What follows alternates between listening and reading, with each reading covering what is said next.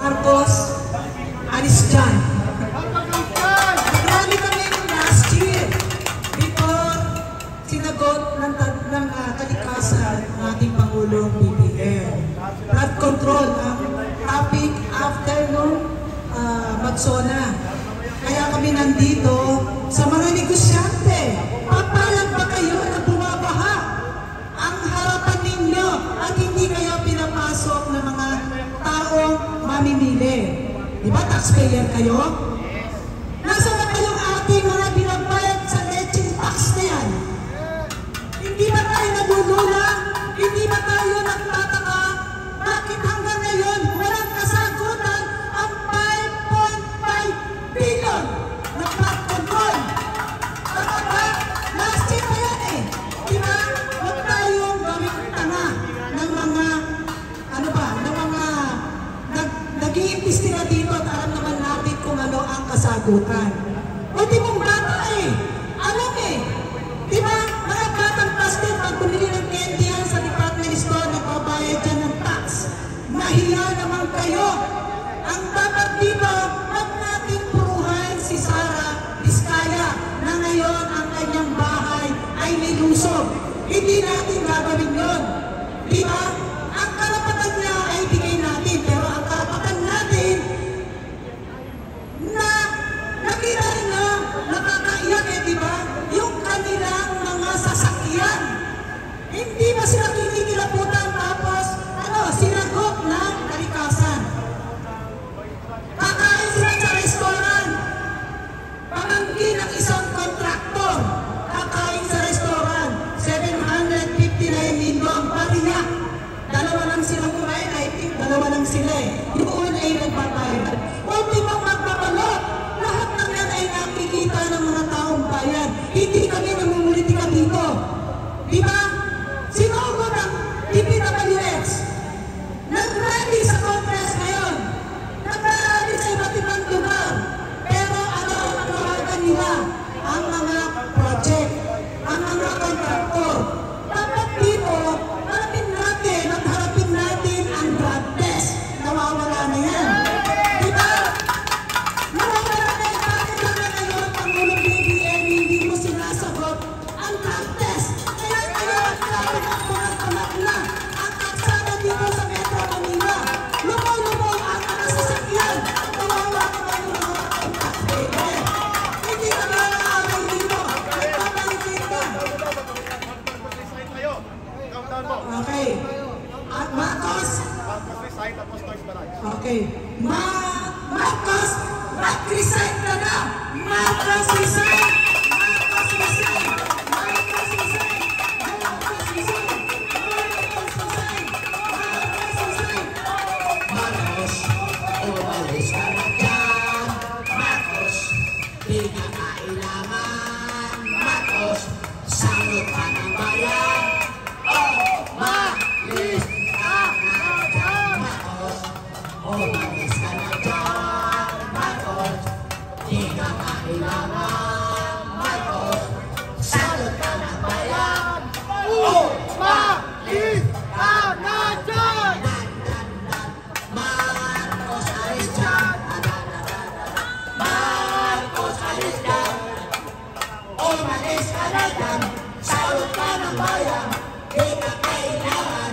Umalis ka na dyan. Alis! Ngayon na! Ayun, balik tayo mamaya. Ano oras tayo babalik? 5:50. Inaanyahan namin ang lahat ng mga tao dito sa Pilipinas na nandito sa Metro Manila. Punta kayo dito. Mamaya mga 5 media. Sapat sa sumata na ating unang bahagi ng pagtitipong ito, mga kababayan, worldwide po, nakikinig ang taong bayan. Bagamat may ibang grupo ngayon na lumulusob sa Kongreso, tayo naman po ay mapayapa lang. Kalma lang tayo, pero matatag ang paninindigan. 5:30 in the afternoon, Quezon, boses ng mga mamayang Pilipino, ang may mga maliliit na mga flaglets, mga placards, pang-ingay, tubig, lahat po pumunta kayo mamaya. Mapayapang pagtipon, mapayapang pagpapahayag, bangon, sambayanang Pilipino, sa uwi pag ng programa, sabay-sabay na panawagan, Marcos Romualdez resign! Marcos Romualdez resign! Marcos Romualdez resign! Marcos Romualdez resign! And then, awitin na natin ang Pilipinas Ko Mahal, led by Yusek Ben Ranke. Okay, ready, sing! Ang bayan ko'y tanging ikaw, Pilipinas kong mahal, ang puso ko at buhay man, sa iyo'y ibibigay, tungkulin kong nagampanan, na lagi kang paglingkuran, ang laya mo'y babantayan, Pilipinas kong hirap. At the count of 5 to 1, mag-rise na tayo for 1 minute. 5, 4, 3, 2, 1, go!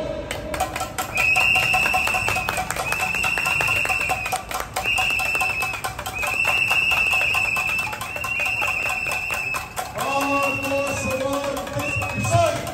Marcos Romualdez resign! Marcos Romualdez resign!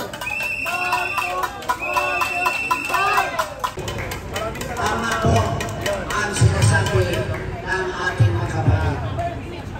Makialam, makibusisi, at magkaisa.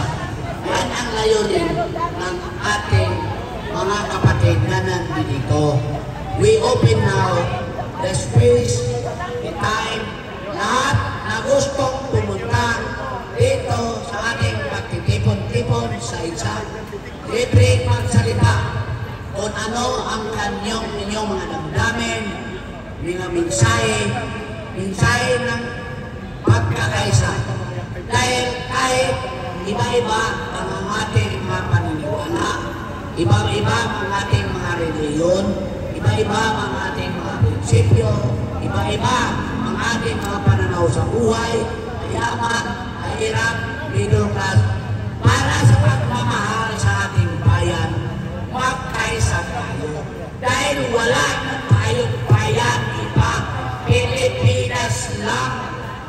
Dapat na walang nag-abroad kung tama naman ang ating pamumuhay dito, kung tama naman ang mga pananaw ng ating mga Pangulo. Dapat nandito lang tayo sa bansa natin, magmahalan, magkaisa, tutulong sa bawat isa. Yan dapat tayong mga Pilipino. Huwag ninyong sabihin, natitingin na lang kayo dyan. Labas kayo dyan sa mga lugar ninyo, sa kahit saan magkasulukan sa bansa. Lumabas kayo. Ipakita ninyo ang pagkakaisa laban sa mga nakita nating mga pag-aapi. So, yan, i-open natin ito sa mga gusto pang magsasalita. Ayon dito.